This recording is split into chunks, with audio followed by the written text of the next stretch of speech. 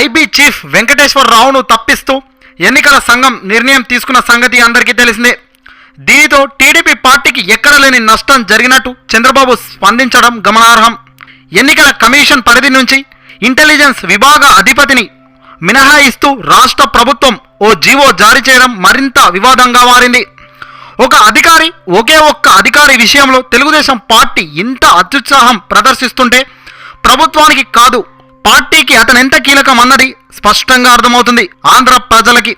ఇదే వెంకటేశ్వరరావు పేరుని ప్రస్తావిస్తూ టీడీపీ నేత బుద్ధ వెంకన్న టికెట్లు కేటాయింపు వ్యవహారం గురించి అడ్డంగా నోరు జారిన సంగతి తెలిసిందే.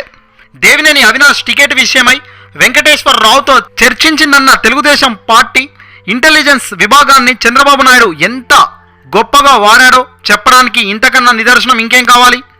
ఎన్నికల ప్రక్రియకు సంబంధించి ఎక్కడ ఎలాంటి సమస్య రాకుండా చూడటం ఎన్నికల సంఘం బాధ్యత. ఈ క్రమంలోనే దాదాపు అన్ని వ్యవస్థలపైన ఎన్నికల కమిషన్ పట్టు బిగిస్తుంది. ఇంటెలిజెన్స్ విభాగానికి చాలా బాధ్యతలుంటాయి కనుక ఆ విభాగం కూడా కేంద్ర ఎన్నికల సంఘం పరిధిలోనే ఉండాలి. ఇంటెలిజెన్స్ లేకపోతే పోలీస్ వ్యవస్థలోని మిగతా విభాగాలు ఎలా పనిచేయగలుగుతాయి అని సాక్షాత్తు చీఫ్ ఎలక్టోరల్ అధికారి వ్యాఖ్యానించడం గమనార్హం. వ్యవహారం కోర్టు పరిధిలోకి వెళ్ళింది కనుక ఏం జరుగుతుందనేది ముందు తేలుతుంది. మరో 2 పోలీస్ అధికారులపైన బదిలీ వేటు పడినా వెంకటేశ్వరరావు వ్యవహారం మీదనే చంద్రబాబు అండ్ హిస్ కోటీం తెగ ఉలిక్కి పడుతుందట.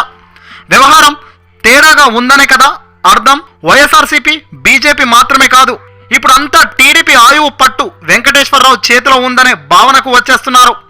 వెంకటేశ్వరరావు బదిలీ కనుక జరిగితే టీడీపీ పని ఇక ముగిసినట్లేనని మెజారిటీ ప్రజలు అభిప్రాయం వ్యక్తం చేస్తున్నారు. అది నిజమేనా? అసలు టీడీపీకి ఆయనకి సంబంధం ఏంటి? మొత్తం ఏపీ పోలీసులను ఈయన తెర వెనుక నుంచి నడిపిస్తున్నారా అనే కోణంలో ఇప్పుడు చర్చలు జోరుగా సాగుతున్నాయి. చంద్రబాబుకు తెర వెనుక నుంచి ఈయన సపోర్ట్ చేస్తున్నారనే వాదన కూడా గట్టిగా వస్తుంది. అందుకే చంద్రబాబు ఇలా రెచ్చిపోయి హత్య రాజకీయాలు చేస్తున్నారంటూ వైసీపీ నేతలు ఆరోపిస్తున్నారు. ఇప్పుడు ఇలాంటి ప్రశ్నలు చాలానే బయటకు వస్తున్నాయి. ఏది ఏమైనా ఎన్నికల సంఘం నిర్ణయమే తుది నిర్ణయం అంటున్నారు వైసీపీ నేతలు. మీరేమంటారు? వారి నిర్ణయం కరెక్టేనా? వెంకటేశ్వరరావు బదిలీ 100% కరెక్టే అనేవాళ్ళు ఈ వీడియోకి లైక్ చేయండి.